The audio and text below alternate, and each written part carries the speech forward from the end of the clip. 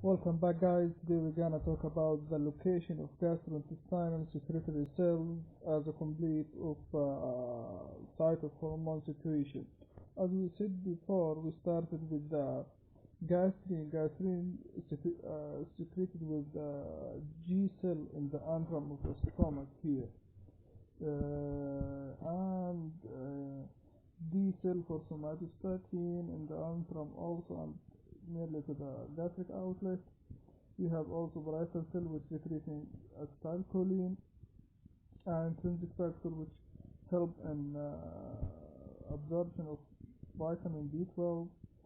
Also we have a chief cell which secreting pepsinogen, and I cell for cholecystokinase, S cell for secretin, which is the secretion of the bicarbonate, and GID also secreted by K cell in duodenum. Gastrin includes acid secretion primarily through its effect on enterochromatin cells, like cells, leading to histamine release rather than through its direct effect on parietal cells. That means that gastrin has two effects, directly decreasing the HCl and indirectly by histamine release. Let's go to talk about the gastric secretion. Here, the gastric secretion is isotonic fluid, low flow, high Cl, and high flow, low HCO3.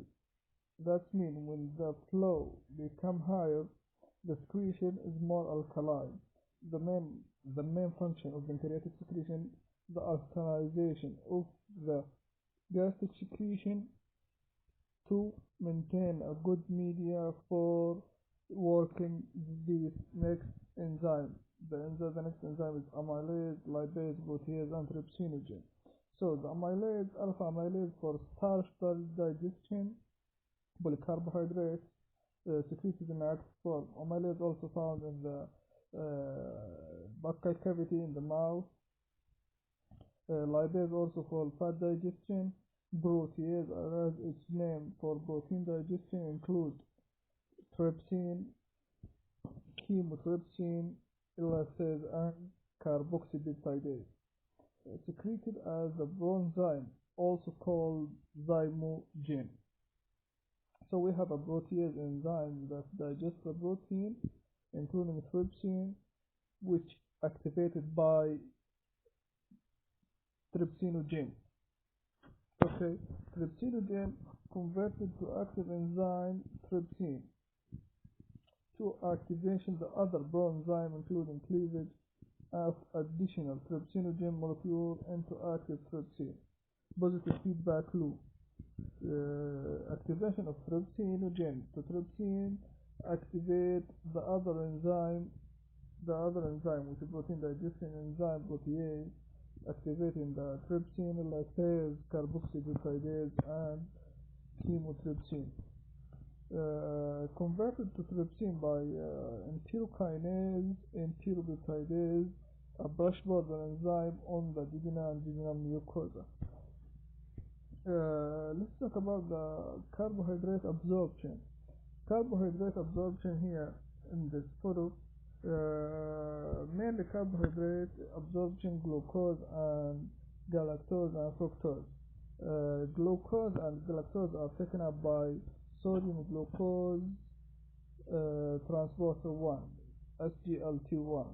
That depends on sodium to make co-transportation this transporter here. So fructose is taken up by facilitated diffusion by glucose transporter 5. All transporter to blood by glucose transporter 2. So the main transporter for the carbohydrate from enterocyte cells to the bloodstream is just glucose transporter 2, GLUT2. But when absorbed from lumen of gut, we need two co-transporters, SGLT1 and glucose transporter 5. SGLT1 transport the glucose and galactose by active transportation. That means need a carrier, and the unsaturation may happen. They have a limit. But fructose is taken up by facilitative diffusion. That means it's not didn't need energy for transportation, and didn't need any co-transporter, and there is no saturation for it. Dexylose absorption test. This is used for diagnosis injury to the human mucosa. So simple sugar that require intact mucosa to absorption. Yeah. That means when we apply dexylose to the abdomen, if the mucosa is intact, it will be absorbed. But if it's secreted with a stool, that means the mucosa layer didn't intact. Help to distinguish mucosa GIT damage from the other cause of malabsorption. Now we're going to talk about three important nutrients that's absorbed in the small intestine: iron, folate, and B12. We have a sentence that describes this: iron first flow. That means iron and duodenum first for folate in the duodenum, or mainly in duodenum, but may be absorbed in duodenum or ileum. B for B12 in the ileum, but it needs the intrinsic factor to be absorbed that was secreted in the stomach. The intrinsic factor, as we said, is secreted in the stomach and absorbed with the B12 in the ileum. Clinically relevant in a patient with a small bowel disease or after resection, like vitamin B12 deficiency following terminal ileum resection. Here we'll take a look for iron absorption. Here, iron in a food came in two forms: heme iron or non-heme iron, like Fe plus 3. Fe plus 3 is not able to be absorbed by enterocyte, so it's converted to Fe plus 2, which is the form can be absorbed. So be absorbed in enterocyte and stored in ferritin form and transferred via transferrin through the bloodstream and storage in the liver. Here let's talk about the bile patches. Bile patches, we know is the bile patches is part of lymphatic system found in the terminal ileum. It is unencapsulated lymphoid tissue found in the lamina propria and submucosa of ileum. Contains specialized M cells that sample and present antigen to immune cells. These cells stimulated in germinal center of bile patches differentiate into IgA secreting plasma cells, which ultimately reside in lamina propria.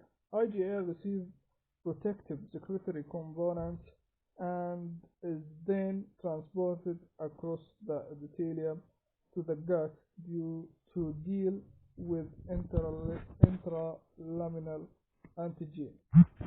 Bile, composed of bile salts, bile acid conjugated to glycine or taurine, making them water soluble. Phospholipid, cholesterol, bilirubin, water, and ions.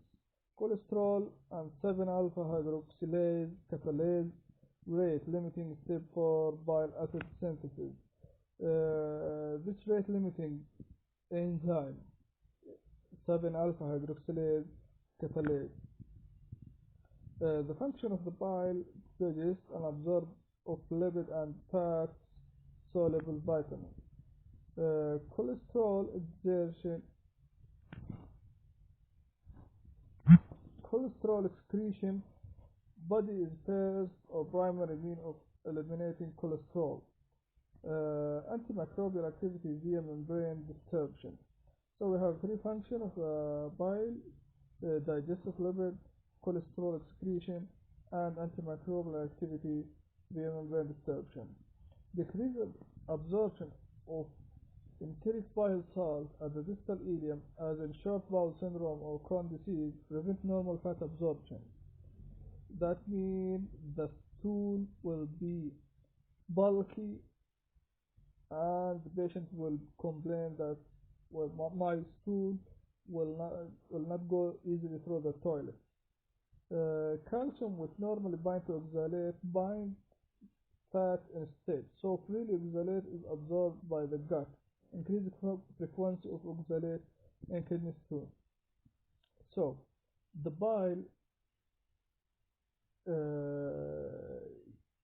affect bile deficiency or bile excretion can cause oxalate stone in the kidney by increased absorption of oxalate by the gut. Now let's talk about the bilirubin. The bilirubin is a heme metabolized by hemoxygenase to biliverdin via subsequently diffused bilirubin.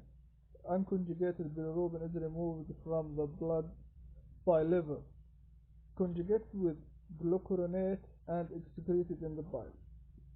Direct bilirubin conjugated with glucuronic acid, water soluble. The direct is water soluble and conjugated. Indirect bilirubin means unconjugated and it is unwater soluble. So let's take the process from the beginning. The heme or the bilirubin mainly came from destroy of the RBCs. So destroying the RBCs, we have a hemoglobin in the RBCs. The heme is the iron, and the globin is just a protein. So the heme, when it's destroying the first product of destroying the RBC, is unconjugated bilirubin, which is the heme. It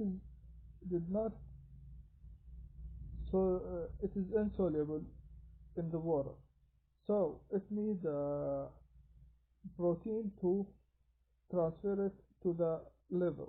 So the albumin attached to the unconjugated bilirubin to make bilirubin albumin complex and go to the liver and become conjugated in the liver by UDP glucuronyl transferase to become a conjugated bilirubin, which is soluble in the water. The conjugated bilirubin goes through the biliary tree and the gallbladder, and secreted in the gut. By gut bacteria, the conjugated bilirubin became urobilinogen, which excreted in the feces by 80%, and 20% go through the bloodstream and go to the liver again, but we have a 10% go to the kidney and excrete in urine and give the urine the yellow color. As well, stericobillinogen, it is the name of bilirubin in the urine. Also, urobilinogen, stericobillinogen, give the brown color of stool in the normal person, but when there is an obstruction in biliary tree, the stool will be pale